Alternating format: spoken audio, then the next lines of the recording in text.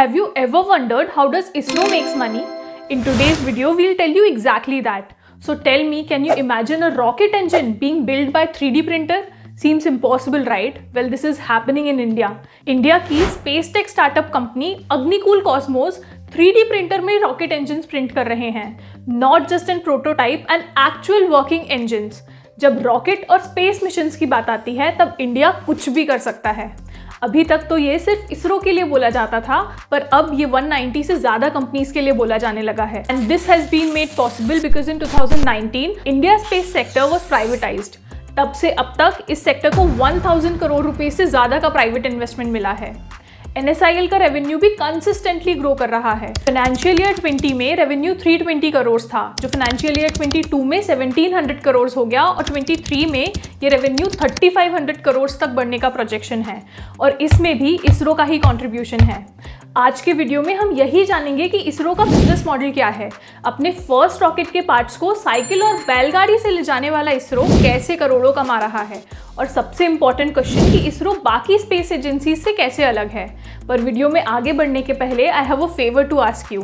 मोर than 80% viewers जो हमारे videos देख रहे हैं उन्होंने हमारे चैनल को सब्सक्राइब नहीं किया हुआ है. अगर आपको हमारा कंटेंट पसंद आता है तो प्लीज़ चैनल को सब्सक्राइब कर दीजिए. Now let's dive in and understand how does ISRO makes money. पहला तरीका जिससे इसरो पैसे कमाता है वो है डेटा को सेल करके. अरे कहना क्या चाहते हो? We all know that in today's world data is gold. India की 125 से ज़्यादा सैटेलाइट स्पेस में हैं जो 24/7 डेटा कलेक्ट कर रही हैं. छोटी बड़ी कंपनीज को अपना बिजनेस रन करने के लिए डेटा की ज़रूरत पड़ती है. जैसे आपके मोबाइल में मौजूद अधिकतर ऐप्स आपसे लोकेशन जानना चाहते हैं और इसी टाइप के डेटा को सेल करके इसरो मेक्स मनी. दूसरा तरीका है सैटेलाइट्स लॉन्च करके. सैटेलाइट्स लॉन्चिंग में सैटेलाइट से ज़्यादा रॉकेट्स की कॉस्ट होती है, पर स्मॉल सैटेलाइट लॉन्च व्हीकल्स और रीयूजेबल रॉकेट जैसी टेक्नोलॉजी का यूज़ करने के कारण इसरो दुनिया का सबसे cost efficient satellite launching organisation है. कॉस्ट एफिशिएंट और रिलायबल होने के कारण इसरो ने 34 कंट्रीज की 345 फॉरेन सैटेलाइट्स लॉन्च की, जिससे इसरो ने $279 मिलियन कमाए हैं. इसरो दूसरी कंट्री की गवर्नमेंट और प्राइवेट सैटेलाइट्स को लॉन्च करने के साथ साथ इंडिया की भी प्राइवेट कंपनीज की सैटेलाइट्स लॉन्च करता है और इससे भी उसे रेवेन्यू जनरेट होता है. तीसरा तरीका है बाय ट्रांसपॉन्डर्स. ट्रांसपॉन्डर्स वो डिवाइसेस होते हैं जो सिग्नल रिसीव करने पर दूसरा सिग्नल एमिट करते हैं. टीवी नेटवर्किंग, ब्रॉडकास्ट और टेलीकम्युनिकेशन में इनका यूज होता है. इतनी सारी telecommunication and TV network companies हैं that it is not feasible for every company to launch their satellite again and again. ISRO इन कंपनीज के साथ कॉन्ट्रैक्ट साइन करके ट्रांसपॉन्डर्स को लीज पर देता है और बदले में ये कंपनीज इसरो को पैसा देती हैं. Now the catch here is कि इन तीनों तरीकों से कमाया हुआ पैसा डायरेक्टली इसरो के पास नहीं आता, because ISRO is not a commercial organisation. 1969 में इसे फिलैंथ्रोपी पॉइंट ऑफ व्यू से एस्टैब्लिश किया गया था. तो इसरो को पैसा कैसे मिलता है? बिफोर कमिंग टू दैट, अगर आपको इस वीडियो से लर्निंग मिली है तो प्लीज़ इस वीडियो को लाइक कर दीजिए and share it with fellow learners. Also comment down below कि आप नेक्स्ट इकोनॉमिक एनालिसिस किसका देखना चाहेंगे. So what is ISRO's money model? ये समझने के पहले कुछ डिपार्टमेंट समझने होंगे. प्राइम मिनिस्टर ऑफ इंडिया के अंदर आता है डिपार्टमेंट ऑफ स्पेस और डिपार्टमेंट ऑफ स्पेस के अंदर आती हैं 3 मेन एजेंसीज: इसरो, अंतरिक्ष corporation and new space India limited. ISRO India की स्पेस एजेंसी है. ACL और NSIL डिपार्टमेंट ऑफ स्पेस की कमर्शियल यूनिट्स हैं. तो जब भी कोई कमर्शियल प्रोजेक्ट होता है तो काम भले ही इसरो करता है, पर पैसा पहले ACL और NSIL के प्रॉफिट एंड लॉस स्टेटमेंट में रिफ्लेक्ट होता है, जहां से वो डिपार्टमेंट ऑफ स्पेस की बैलेंस शीट में रिफ्लेक्ट होता है और डिपार्टमेंट ऑफ स्पेस इसरो को फंड करता है. 2018 में गवर्नमेंट एलोकेटेड पैसों का सिर्फ 10% ACL कमा पा रही थी, but now both the units collectively are earning more than 28% of allocated budget. सिर्फ 5 सालों में ही it has increased by 18%. Talk about self-sufficiency. And all this has been possible because of these 3 reasons. और यही है जो इसरो को बाकी स्पेस एजेंसी से अलग बनाता है. Number 1, ambition with humility. जब 1969 में देश में इसरो को स्टैब्लिश किया गया तब हमारा गोल ब्लैक होल की स्टडी, सन की स्टडी या इनफैक्ट मून पर जाना भी नहीं था.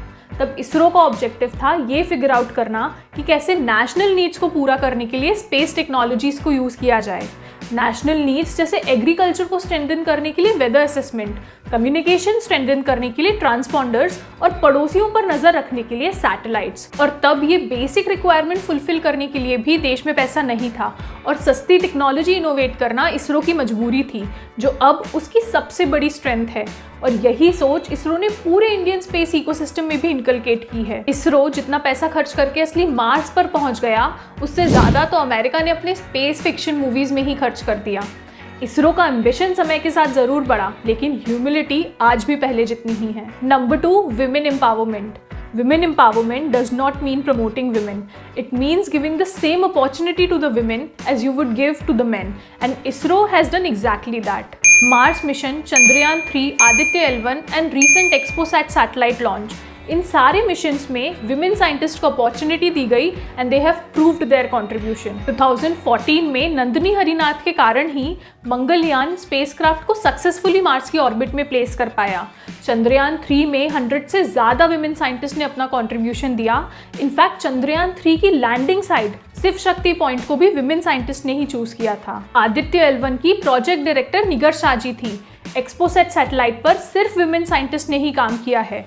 ऐसा ही रिप्रेजेंटेशन अगर देश की हर ऑर्गेनाइजेशन में मिलने लगे तो विमेन एम्पावरमेंट को टॉपिक बनाने की जरूरत ही नहीं पड़ेगी। As Hillary Clinton said, women are the largest untapped reservoir of talent in the world. Number 3, respond programme. जहां बाकी स्पेस एजेंसीज अपने प्रोजेक्ट्स और प्रोग्राम्स को सीक्रेट रखती हैं, वहीं इसरो रिस्पॉन्ड प्रोग्राम चलाता है, जिसमें वो स्पेस रिसर्च के लिए इंडियन एकेडमिक इंस्टीट्यूट्स में इंफ्रास्ट्रक्चर और एकेडमिक बेस प्रोवाइड करता है, रिसर्च एंड डेवलपमेंट के लिए रिसोर्सेज प्रोवाइड करता है और रिसर्चर्स को फेलोशिप भी देता है। इनफैक्ट आदित्य L1 के पेलोड की टेस्टिंग और इंटीग्रेशन के लिए कई सारे स्टूडेंट्स को हायर किया गया था, उन्हें ट्रेन किया गया था। सिर्फ स्टूडेंट्स के लिए ही नहीं, इसरो ने अपने डोर स्टार्टअप इकोसिस्टम के लिए भी खोले हुए हैं। वो स्टार्टअप्स को ना सिर्फ रिसोर्सेज ढूंढने में मदद करता है, बल्कि उन्हें टेस्टिंग के लिए स्पेस भी प्रोवाइड करता है। इसरो सेल्फिश ग्रोथ पर नहीं, बल्कि सेल्फलेस ग्रोथ पर विश्वास करता है। And that is why I say ISRO is pride of India. Now let's talk about the upcoming missions of ISRO. Number 1, Gaganyaan. ये इसरो का अब तक का सबसे एम्बिशियस प्रोजेक्ट है, क्योंकि ये प्रोजेक्ट इसरो का फर्स्ट ह्यूमन स्पेस फ्लाइट होगा, जिसमें 3 मेंबर्स 3 दिनों के लिए ऑर्बिट में 400 किलोमीटर पर जाएंगे और सेफली अर्थ पर वापस आने के लिए इंडियन सी वाटर्स पर लैंड करेंगे। इस प्रोजेक्ट को 2025 में करने का टारगेट है, पर उसके पहले 2024 में इस एम्बिशियस प्रोजेक्ट को सक्सेसफुल बनाने के लिए कई सारे टेस्ट और अनमैन्ड ट्रायल मिशंस भी किए जाएंगे। गेट रेडी, बिकॉज 2025 में India successful human space flight करने वाली 4th कंट्री बन जाएगी। नंबर 2, निसार। ये नासा और इसरो का जॉइंट प्रोजेक्ट है। NISAR will map the entire globe in 12 days and it will provide the data to understand Earth's ecosystem. Number 3, नाविक। नाविक इंडिया का खुद का GPS सिस्टम है, which was developed because of the Kargil war.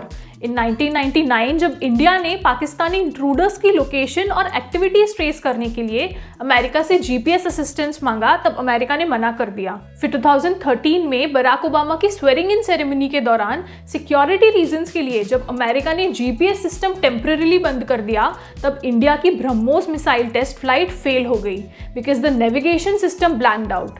और इसीलिए India ने अपना खुद का नेविगेशन सिस्टम को बिल्ड करने का बोल्ड डिसीजन लिया। And today even Apple uses Navik in iPhone 15 and iPhone 15 Pro because it gives double precision than GPS. हमने कितनी सारी रंग से राजा बनने की कहानियां सुनी हैं, and by far ISRO's is my favorite. ये कहानी हमें बताती है that challenges makes us stronger and when it comes to our potential, the whole space seems smaller. Talking of India's potential, इस वीडियो में हमने 7 मिनट के अंदर 2023 में इंडिया की परफॉर्मेंस का रिकैप किया है और इंडिया को 7 डिफरेंट एरियाज में एनालाइज किया है। कंट्री ग्रो कर रही है, ये तो हम सब सुनते पढ़ते हैं, बट एक्चुअली हम कहाँ पहुंचे हैं इसका रियलिटी चेक इस वीडियो में है। So click on the link and I will meet you there. This is Rachna signing of.